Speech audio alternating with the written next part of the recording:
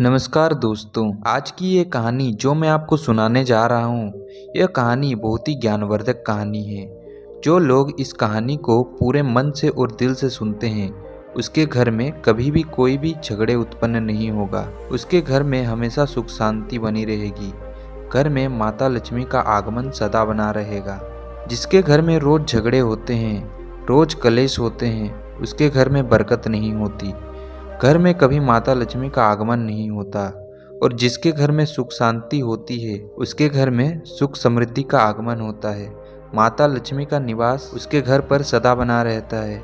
इस कहानी को सुनने के बाद हमें यह पता चल जाएगा कि हमें घर में लड़ाई झगड़ा क्यों नहीं करना चाहिए। जिसके घर में लड़ाई झगड़े होते हैं, वह उन लड़ाई झगड़ों को कैसे रोक सकता है। क्योंकि घर में सुख शांति का होना बहुत ही जरूरी है। क्योंकि जहाँ सुख शांति होती है, वहीं माता लक्ष्मी निवास करती है। जहाँ कलेश उत्पन्न होते हैं, लड़ाई झगड़ा उत्पन्न होते हैं, वहाँ माता लक्ष्मी का वास नहीं होता। वहाँ दुख और दरिद्रता का वास होता है। हो सके तो इस कहानी को पूरा सुने। यह कहानी आपके जीवन में बहुत सीख देगी। यह बहुत ही ज्ञानवर्धक कहानी है, इसे जरूर सुने। मोर और मोरनी की कहानी। इससे पहले कि आप हमारे कहानी में खो जाएं, चैनल को सब्सक्राइब करना ना भूलें। चलिए कहानी शुरू करते हैं। एक जंगल में एक मोर और मोरनी रहते थे। मोर और मोरनी बहुत हंसी खुशी जंगल में रहते थे।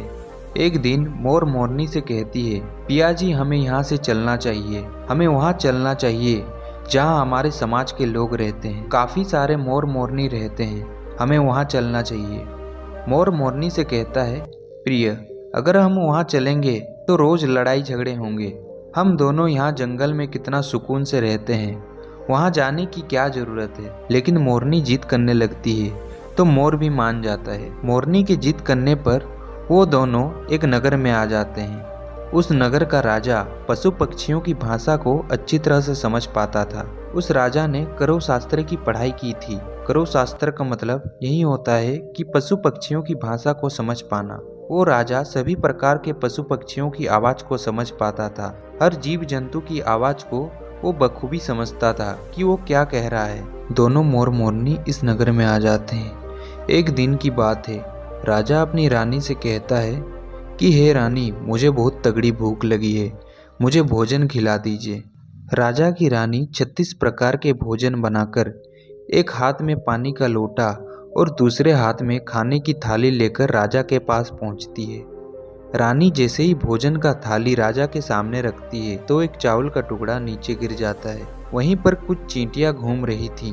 तभी एक चींटी चावल का टुकड़ा लेकर वहां से जाने लगती है। राजा बैठा सब घटना को देख रहा था। चींटी के पास में तुरंत ही एक बड़ा चींटा आता है और वो चींटा चींटी से कहता है, हे प्रिय, यह चावल का टुकड़ा मुझे दे दो, तुम वापस जाओ। उनकी बातों को राजा पूरी तरह से सुन रहा था, क्योंकि राजा हर जानवर, पशु और पक्षी की भाषा को समझ सकता था। तो राजा वहीं बैठा रहा। चींटी चींटा से यह बात कह रहा है कि नहीं, मैं नहीं जाऊंगी। अगर यह बात राजा को पता चल जाएगी तो राजा मुझे मार देगा। फिर चींटा चींटी से कहता है कि तुम जाओ, राजा को पता नहीं चलेगा। चींटी जाने की कोशिश करती है, लेकिन फिर आधे रास्ते से वापस चली आती है और चींटा से कहती है, नहीं, मैं नहीं जाऊंगी। हो सकता है राजा को पता चल जाए और राजा मुझे मार दे। राजा उन दोनों को देख रहा था। चींटा को इस बात का संदेह हो जाता है कि राजा हमारी बात को समझ रहा है। चींटा फिर चींटी से कहता है, देखो, लगता है राजा हमारी बात को समझ रहा है। राजा ने हमारी बातों को सुन लिया है, इसीलिए वो हमें ही देख रहा है। चींटा चींटी से कहता है, अगर राजा ने हमारी बातों को सुन लिया है और किसी और को बताया तो उसी समय पत्थर का बन जाएगा। क्योंकि इन चींटियों को यह श्राप मिला था कि अगर इन चींटियों के अलावा और कोई भी इनके बातों को समझ लेता है और किसी और को बोल देता है तो वो तुरंत पत्थर का बन जाएगा। राजा चींटा और चींटी की बात को बखूबी सुन लेता है और समझ लेता है। राजा इस बात को सुनकर हंसने लगता है। जैसे ही राजा को हंसी आने लगती है, राजा की रानी रसोई से बाहर आती है।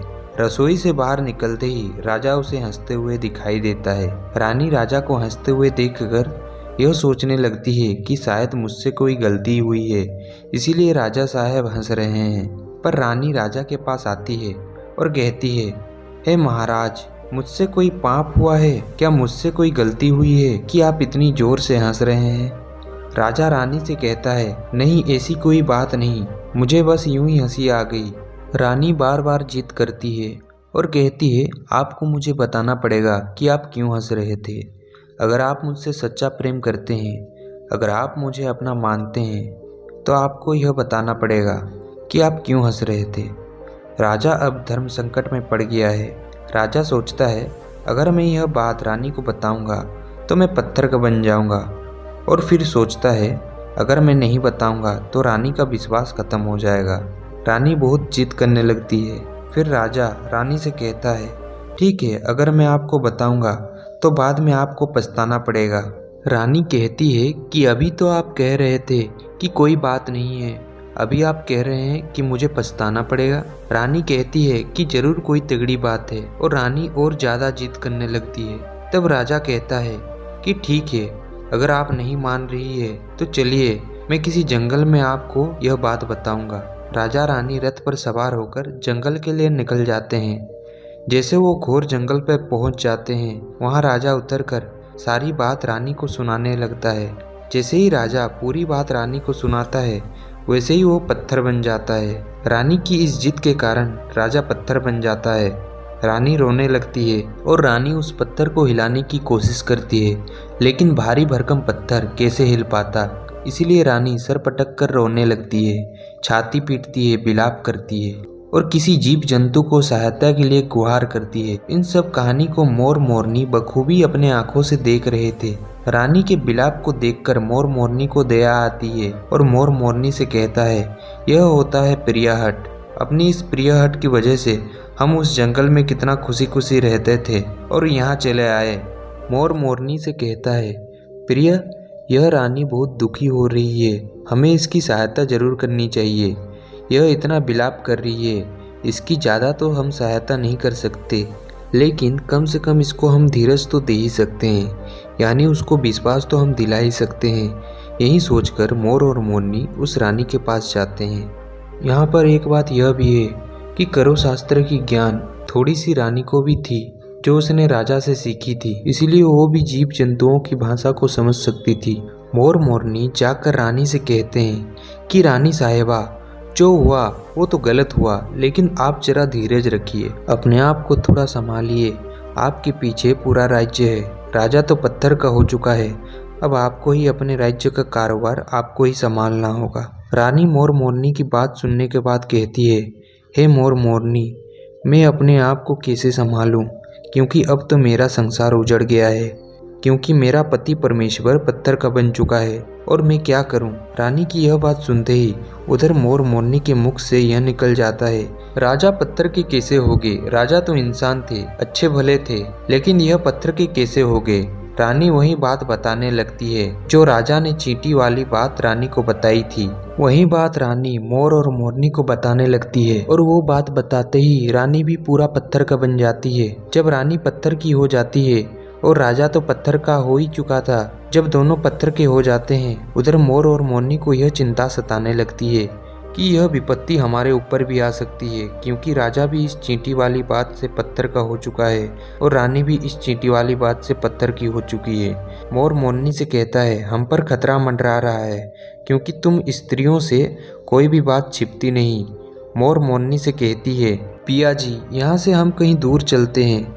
मोर मोरनी से कहता है, बेवकूफ़, दूर जाने से क्या फ़ायदा, यह संकट तो धरती के किसी भी कोने में हमारा पीछा नहीं छोड़ेगा, यह खतरा तो हमेशा हमारे ऊपर मंडराता रहेगा। अगर जाने अनजाने में यह हमारी मुख से निकल गई तो हम भी पत्थर के बन जाएंगे। इसी बात को लेकर मोर और मोरनी बहुत दुखी हो जाते हैं, बहुत चिंतित हो जाते हैं। सारा दिन उनको यह दुख खाया जाता है, यह सोचकर भी ना भोजन करते हैं और ना चैन से सोते हैं। बस रात दिन उनको यही दुख सताती है, यही टेंशन रहती है कि यह बात उनके मुख से निकल ना जाए। यदि हमारे मुख से यह बात भूलकर भी निकल गई तो दोनों पति पत्नी पत्थर के बन जाएंगे। यही सोचकर मोर ने दिमाग लगाया कि यदि मैं सारी चींटियों को ख़त्म कर दूं तो यह सब खत्म हो सकता है, क्योंकि यह करा धरा तो चींटियों का है। मोर मोरनी से कहता है, अगर हम सृष्टि से सारी चींटियों को ख़त्म कर दें, यानी संकट समाप्त, और मोर मोरनी इस बात से राजी हो जाते हैं और सभी चींटियों को मार कर खाना शुरू कर देते हैं। मोर और मोरनी का इतना आतंक हो गया था कि सभी चींटियां डर के मारे बिल खोदकर धरती के अंदर जाकर छिप गईं। मोर और मोरनी ऐसी निगरानी रखते थे कि उन्हें जहां भी चींटी दिखे तुरंत दबोच लेते थे और कोई भी चींटी मोर मोरनी के आतंक की वजह से बाहर नहीं आते थे। सभी चींटियों ने जमीन के अंदर अपना बिल बना लिया था और जमीन के अंदर ही जाकर बैठ जाते थे। काफ़ी समय बीतने के बाद चींटियों को भूख सताने लगी, क्योंकि भोजन तो बिल में मिलता नहीं, भोजन बाहर मिलता है। जैसे ही भोजन लेने के लिए चींटी बाहर आई, मोर उसे दबोच लेता है और उसे जान से मार देता है।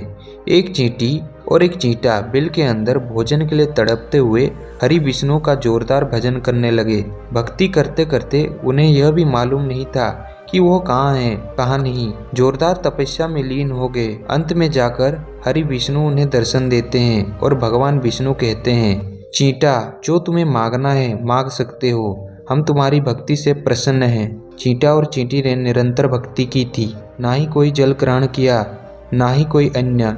इसलिए भगवान विष्णु जल्दी प्रसन्न हो गए और आकर कहने लगे, जो तुम्हें मांगना है मांग सकते हो, हम तुम्हारी भक्ति से बहुत प्रसन्न हैं। उधर चींटा और चींटी न जाने कितने दिनों से भूखे और प्यासे थे।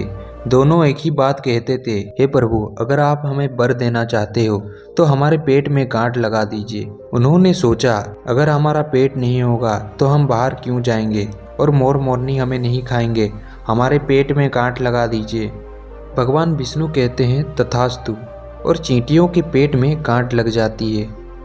फिर चींटा और चींटी भगवान विष्णु से कहते हैं, प्रभु, हमारे पेट में गांठ लग गई है, लेकिन अभी भी हमें मोर और मोरनी से खतरा है। मोर और मोरनी हमारे इंतजार में अभी भी ऊपर जमीन पर बैठे हैं और जैसे ही वे लोग हमें देखेंगे वो हमें मार देंगे। भगवान विष्णु मोर से कहते हैं, हे मोर, तुम चींटियों का शिकार करना बंद कर दो। इसमें चींटियों का कोई दोष नहीं है।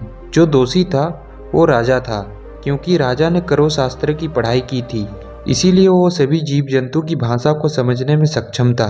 पहले वो बहुत सारे जीव जंतुओं को बेरहमी से मारता था और फिर भोजन के रूप में खा जाता था, और अन्य को ग्रहण करते समय वो सारा भोजन जमीन पर गिराता भी था। राजा ने और भी बहुत सारे पाप किए थे। इसकी ऐसी मूर्खता के कारण ही आज यह राजा पत्थर का बना पड़ा है। मोर कहता है, हे प्रभु, उनकी पत्नी, उनकी रानी का क्या दोष है? श्री हरि विष्णु कहते हैं कि पत्नी भी उनके इस पाप में भागीदारी है, क्योंकि उनकी पत्नी अगर उनको रोकती तो वो इतना बड़ा पाप नहीं करता, इसीलिए उनकी रानी भी इस पाप की भागीदारी है, इसीलिए आज वो पत्थर की बन चुकी हैं। श्री हरि के समझाने के बाद मोर उनसे कहता है, हे प्रभु, पर इस बात को हम किसी और से कहेंगे जो रानी ने हमें सुनाई है, तो क्या हम भी पत्थर के बन जाएंगे? श्री हरि विष्णु कहते हैं कि तुम्हारा यह श्राप अब समाप्त हो चुका है, अब खतरा टल चुका है। मोर और मोरनी बड़े प्रसन्न हो जाते हैं। उनकी खुशी का कोई ठिकाना नहीं था। श्री हरि विष्णु अंतर्ध्यान हो जाते हैं और चले जाते हैं, और इधर मोर मोरनी का खुशी का कोई ठिकाना नहीं था। अगर किसी जानवर को, किसी पशु को खुशी होती है, वो झूमने लगता है, नाचने लगता है। मोर खुशी से नाचने लगा, जोरदार नाचने लगा। उसकी खुशी का कोई ठिकाना नहीं था। वो खुशी के मारे पागल हो रहा था। फिर जैसे ही मोर खुशी के मारे अपने पैरों के नीचे देखा कि फटे बदसूरत पैर मोर के बने हुए थे, मोर अपने पैरों को देखकर रोने लगता है और सोचने लगता है कि पहले मेरे पैर इतने सुंदर थे, लेकिन आज इतने फटे और गंदे कैसे हैं।